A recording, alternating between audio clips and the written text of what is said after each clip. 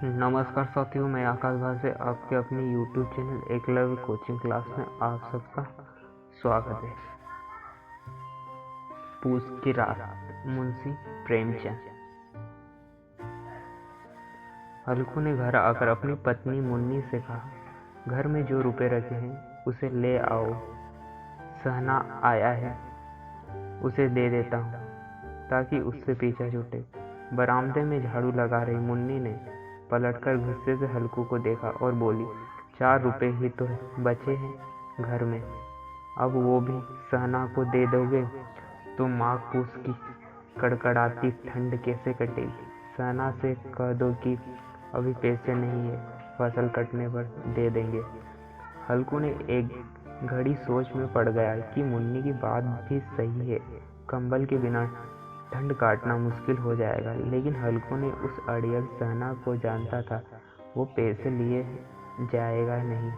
हल्कू ने सोचा कि सर्दियों को सर्दियों में देख लेंगे, फिलहाल उस बला से तो पीछा छूटे। हल्कू ने अपनी पत्नी की ओर बढ़ा और उसके पास जाकर बैठते हुए धीरे से उसकी खुशामद करते हुए बोला, दे देना पैसे, कम से कम यह पीछा तो छोड़ेगा। और कंबल के लिए मैं तब और कोई उपाय सोच लूँगा। हल्कू की बात सुनकर मुन्नी गुस्सा हो गई। हल्कू को गुस्से से घूरते हुए मुन्नी ने कहा, तुम तो चुप ही रहो, बताओ जरा कौन सा उपाय है तुम्हारे पास।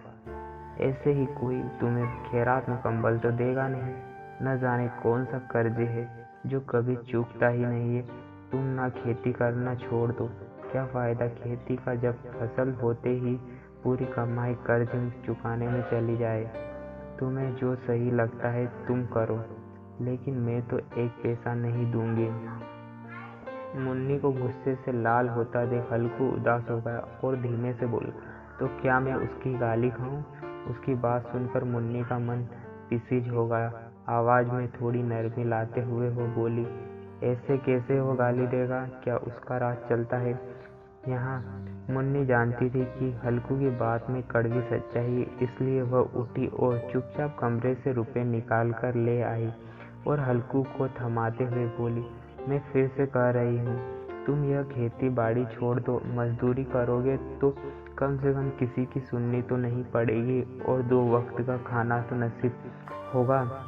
मुन्नी की बात सुनकर हल्कू चुपचाप सिर झुकाए रुपए लेकर बाहर चला आया। हल्कू ने उन 3 रुपए की अहमियत जानता था जिसे उसने पाई पाई जोड़कर कंबल खरीदने के लिए जमा किए थे। सहना को रुपया थमाते हुए हल्कू के हाथ कांपते लगे, जैसे वह सीने से अपना दिल निकालकर सहना के हथेली पर रख रहा हो। वक्त बीतता गया और पूस की वो कड़कड़ाती सर्दी रात भी आ गई। आसमान में जैसे चांद तारे भी ठंडे से ठिठुरते लग रहे थे। हल्कू अपने खेत के किनारे बांस और पत्तों से बनाए मचान के पीछे नीचे पुरानी सी चादर ओढ़े कपकपाते हुए बैठा था और साथ में उसका कुत्ता जबरा भी उसके साथ था, जो सर्दी के कारण बार बार कू कू की आवाज निकाल जा रहा था। ठंड इतनी ज्यादा थी कि दोनों की आंखों से नींदें कोसों दूर थी।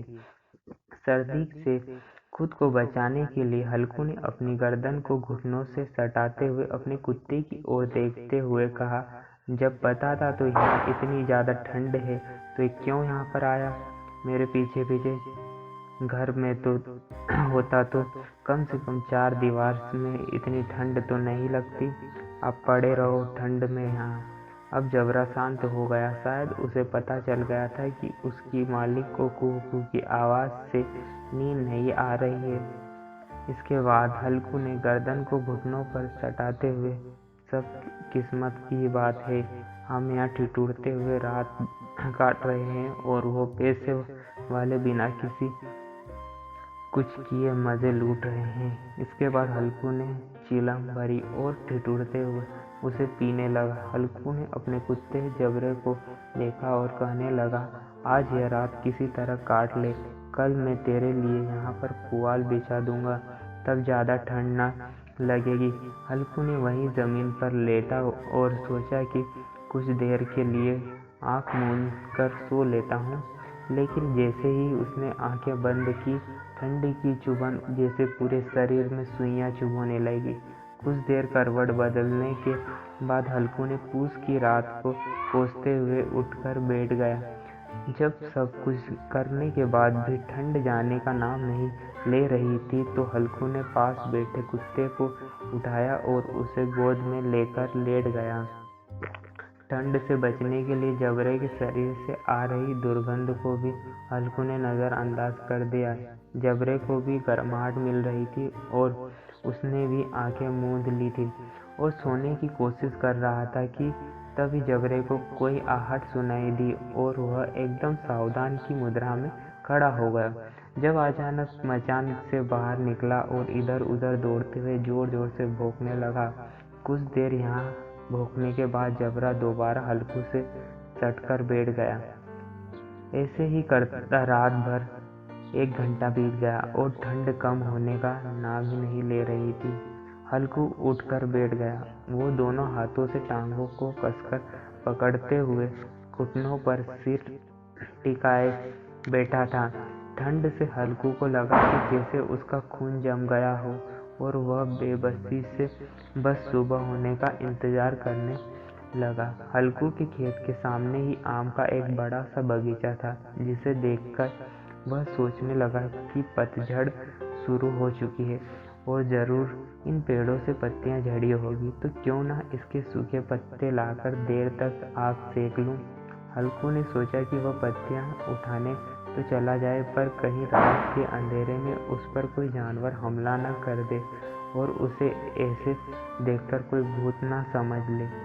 कुछ देर यूं ही सोचने के बाद हल्कू एकदम से उठा और एक सूखे पौधे को उखाड़कर उसे मशाल की तरह जलाकर पेड़ों की ओर चल पड़ा। अपने मालिक को जाता देख जबरा भी सट से उठ गया और दुम हिलाते हुए हल्कू के पीछे हो लिया। पेड़ों के पास पहुंचकर हल्कू ने उन विशाल पेड़ों को देखा, जो अंधेरे में और भी डरावने लग रहे थे। अपने मन में के डर को दबाते हुए हल्कू ने नीचे झुका और पेड़ों के आसपास पड़ी पत्तियों को बटोरने लगा। सूखे पत्तों को समेटने की वो आवाज़ और ठंडी हवा के झोंकों से आ रही पेड़ों की सरसराहट हल्कू को डरा रही थी। ठंड में नंगे पांव पर कंकड़ तो मानो तीर की तरह चुभ रहे थे। उन सब से ध्यान भटकाने के लिए हल्कू ने जबरे से बातें करना शुरू कर दिया और कहने लगा, लग रही है ना तुझे भी बहुत ठंड, बस थोड़ी सी पत्तियां और इकट्ठी कर लेते हैं, फिर दोनों खूब आग सेकेंगे। हल्कू ने जितनी पत्तियां समेट सकता था समेट ली और मचान की ओर चल पड़ा। मचान के बाहर पहुंचकर हल्कू ने पत्तियों में आग लगाई। देखते ही देखते आग धधकने लगी और उसकी लपटें पेड़ों को छूने लगी। हल्कू और जबरा वहीं आग के पास बैठ गए। हल्कू अलाव में अभी अपने हाथ सेकता हुआ तो कभी पाँव कभी आग की ओर पीट कर बैठ जाता। जबरा भी आग के पास पसर कर लेट गया और उन लपटों को देखने लगा।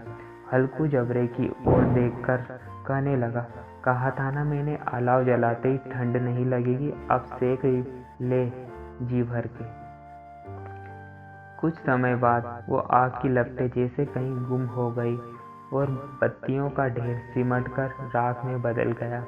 अब तो बस कोई हवा का झोंका आता तो बची कुछ चिंगारी कहीं बीच में लाल अनार के दानों की दिखाई देती। हल्कू ने राख की थोड़ी सी गर्माहट में वहीं चादर ओढ़े दुबर कर बैठा और लेकिन जैसे जैसे रात बढ़ती जा रही थी ठंड उसे जकड़ने लगी। कुछ देर बाद हल्कू वहीं राख के ढेर के पास लेट गया। हल्कू को नींद आने ही वाली थी कि जबरा फिर से अचानक उठ गया और खेत की ओर जोर जोर से भौंकने लगा। हल्कू के कानों में भी कुछ आवाज़ें आ रही थी, जैसे जानवरों का बड़ा झुंड खेतों में घुस आया हो और उसकी फसल चर रहा हो। जानवरों की हलचल की पूरी आवाज़ें हल्कू के कानों में पड़ रही थी। हल्कू आंखें मूंदे ही सोचने लगा कि जबरे के होते हुए आखिर कोई जानवर खेतों में कैसे घुस सकता है। जरूर मुझे कोई धोखा हो रहा होगा। हल्कू ने आंखें खोले बिना ही जबरे को आवाज लगाई, लेकिन जबरा खेतों की ओर मुंह किए जोर जोर से भौंकता रहा, पर उसके पास नहीं आया। कुछ देर बाद खेत में चरने की आहटें तेज हो गई और अब हल्कू को पूरा यकीन हो गया कि खेत में जरूर जानवर घुस आए हैं। अपने आलस को झकझोरते हुए हल्कू आधे मन से उठकर बैठ गया। इस कपकपाती ठंड में उठकर खेतों में जाना और फिर जानवरों को भगाना उसे बेहद मुश्किल सा लग रहा था। हल्कू वहीं बैठे बैठे जबरे को आवाज देने लगा। हल्कू की आवाज सुनकर जबरा और भी जोर से भौंकने लगा। खेतों में नील गाय का झुंड घुस आया था, जो पूरी तैयार फसल को चरने के साथ ही उसे तहस नहस किए जा रहा था। जबरा अपना गला फाड़ फाड़ कर भौंके जा रहा था, जैसे उन्हें वहां से चले जाने को कह रहा हो। इस बार हल्कू ने पक्का इरादा करते हुए खुद को समझाया और चादर को शरीर पर लपेटते हुए खेत की ओर जाने के लिए एक कदम बढ़ाने लगा। हल्कू कुछ कदम ही चला था कि अचानक तेज हवा के झोंके ने उसके कदम रोक दिए। हल्कू को ऐसा लगा कि जैसे किसी ने सैकड़ों सुइयां उसके शरीर में चुभो दी हो और उसका पूरा शरीर अकड़ गया हो। हल्कू दौड़ता हुआ राख के ढेर के पास लौट आया और पास की पड़ी लकड़ियों से उसे खुरेदने लगा ताकि उसके शरीर को कुछ तो गर्माहट मिले। जबरा खेतों के पास भौंकता रहा और हल्कू उस राख के ढेर के पास सिकुड़ कर बैठा रहा। देखते ही देखते पूरे खेत को तहस नहस कर दिया। हल्कू उसी राख के ढेर के पास चादर ताने सो गया और जानवरों के जाने के बाद जबरा भी हफ्ते हुए हल्कू के पास आकर बैठ गया। सुबह जब हल्कू की आंख खुली तो दिन चढ़ गया था और धूप निकल आई थी। सामने बैठी मुन्नी उसे गुस्से से घूरते हुए जोर जोर से कह रही थी, दिन भर सो रहे होगे क्या? उठकर देखो तो सही, जानवरों ने पूरी फसल का क्या हाल कर दिया है। अब हम क्या करेंगे? तुम्हारे रात में तो खेत में होने का कोई फायदा ही नहीं रहा। अगर चादर तान कर सोना ही था तो घर पर सो लेते। मुन्नी को चुप होते न देखे हल्कू ने धीरे से उठा और उससे पूछा, क्या तुम खेत से होकर आ रही हो? क्या सच में हमारी पूरी फसल तबाह हो गई है? मुन्नी ने गुस्से से जवाब देते हुए कहा, हाँ, सब कुछ खत्म हो चुका है। हम तबाह हो गए हैं। हल्कू ने जानता था कि मुन्नी मुझे ऐसे ही चुप ना होगी, तो उसने बहाना बनाते हुए कहा, मुझे तो बस खेत की पड़ी है। मैं यहाँ रात में मरने से बाल बाल बचा। रात को मेरे सीने पे इतना तेज दर्द उठा कि मैं हिल भी नहीं पाया। यह तो मैं ही जानता हूँ कि दर्द के साथ मैंने कड़कड़ाती ठंड के बीच रात कैसे काटी। हल्कू की बात सुनकर मुन्नी कुछ न बोली। फिर दोनों खेत के पास आए और पूरी तरह से रोंदे हुए खेत को देखने लगे। खेत की दुर्दशा देखकर मुन्नी के चेहरे पर उदासी छा गई और वह मन ही मन सोचने लगी कि अब गुजारा कैसे होगा। पर हल्कू के चेहरे पर एक अलग शांति थी। मुन्नी ने चिंता जताते हुए हल्कू से कहा, लगता है अब मजदूरी करके ही दिन काटने पड़ेंगे। हल्कू ने चेहरे पर हल्की सी मुस्कान बिखेरते हुए कहा, चलो, कम से कम अब इन सिरदर्द रातों से तो यहाँ सोना नहीं पड़ेगा। कहानी से सीख क्या मिली? मजबूरी में इंसान को कई बार न चाहते हुए भी कठिन फैसले लेने पड़ते हैं, जो हमारे भविष्य को प्रभावित कर सकते हैं। विपदा कभी आ सकती है, इसलिए हमेशा चौकन्ना रहना चाहिए। कहानी पसंद आए तो लाइक, शेयर एंड सब्सक्राइब कीजिए।